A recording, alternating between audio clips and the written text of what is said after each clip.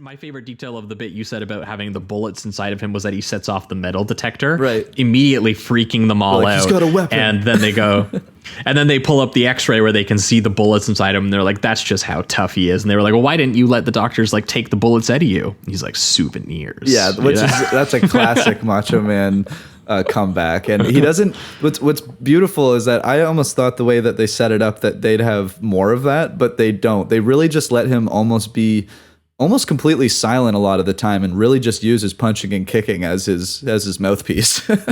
Because his performance isn't modeled after like what would have been really popular around that time, which would have been like those 80s action stars, like the guys like Stallone or Schwarzenegger, right? Or, like you would think that they could have leaned into making him something like that if he wanted to. But I actually watched the interview with Louis Fan that was included in the special features, and he had a lot of really interesting things to say, which was that one, his dad was a martial artist who did a lot of Shaw Brothers films, including Sammo Hung, Jackie Chan, Chang Cheh movies. And his dad's actually in the movie. He's playing the assistant warden Cyclops?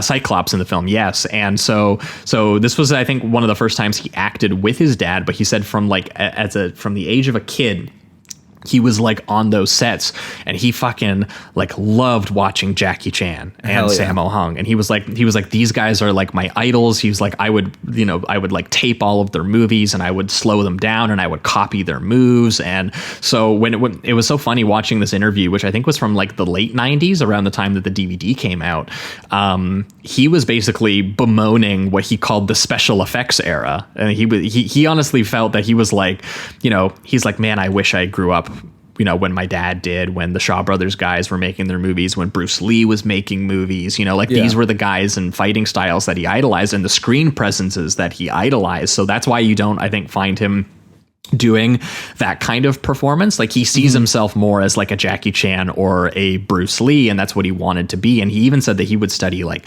the way that they would turn their head, based on where the camera was placed and like all that kind of stuff. And so and in that way, I think he gives actually a pretty striking performance as Riki-Oh, because he knows it's so physical and he knows like exactly how to do the Bruce Lee flex or yell or get like a really sick like Jackie kick in or something that. And there's something so cool about how classical he's trying to be with his physical performance and how very modern and gruesome the style around him is. Like it's almost like if Bruce Lee lived long enough to be in an R-rated comic book movie or something like that. And to me, that's kind of the appeal of the movie, and it's a constant shock that the movie gives you that I just found consistently entertaining. Yeah, like he's been forced to go over the edge. This classic macho man. He's now going into the brutality of the modern day. What if when Bruce Lee punched you to teach you a lesson, your fucking whole head exploded? Yeah, and they do make a point to make him out to be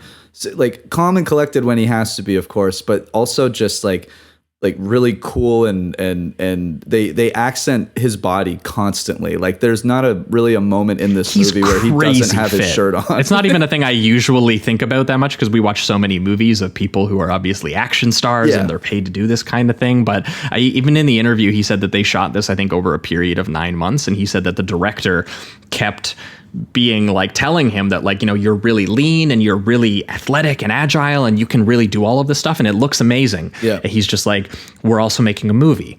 And you have to know that on some level, what's more important than even your hitting being correct is that your muscle definition shows. So he said that was kind of put into his head.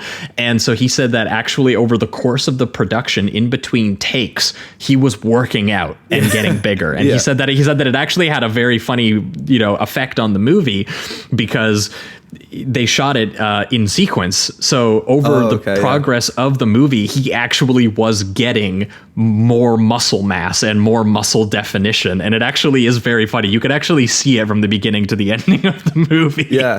That he is just like fucking like Riki-Oh is fucking jacked. Yeah. It's kind of wild the way that they use his body throughout the movie. I think it's awesome. I also read that he was a little bit nervous because he knew the manga and he knew that how how violent it was, and he was like nervous that the audiences wouldn't take to it, that people wouldn't come because it would be 18 up, and they wouldn't be able to get a lot of people in seats and all that. But he did say that even today, because Jackie never made a movie like that, right? You could understand why he would be like a little bit like, I want to be like those guys. I want to make a violent movie, but I don't, I didn't realize I was making a fucking splatter movie. It's a different movie. It's different, right? It's not just a couple cuts under the eye or a black eye or something like that. It like we're grinding people to meat. That's the kind of thing that it is doing. A level of gory slapstick mania that you would only ever see, that we've only talked about on this show with like the disgusting splatter cult movies, like something Brain like Dead. Evil Dead 2 or Brain Dead was the one I was thinking about even more, like Peter Jackson, like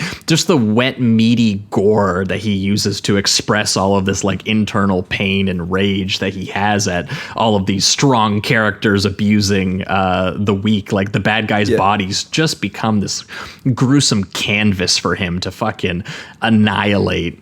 Yeah. And I think what's funny too is that he said that when people come up to him, because this has become the most, notorious movie for, I think, both the star and the director. But when people come up to him, it's kind of the violence that they constantly bring up, apparently, which I think is very, very funny. It really has. Well, you have to say that's the shock factor that gets at the like. That's why I first heard about it. That's why most people first hear about it, because it is just like an insanely gory movie. It was smart. Yeah, because we've already discussed how kind of juvenile the plot is in the characters. So it's like, well, you have to make up for that in some interesting way. And how they do that is just by pummeling them to bloody bits. And it's fantastic. I love every minute of it. Yeah. Well, and that's what's so funny about the movie too, is that it's such a character about like the character. He's so just and good, right.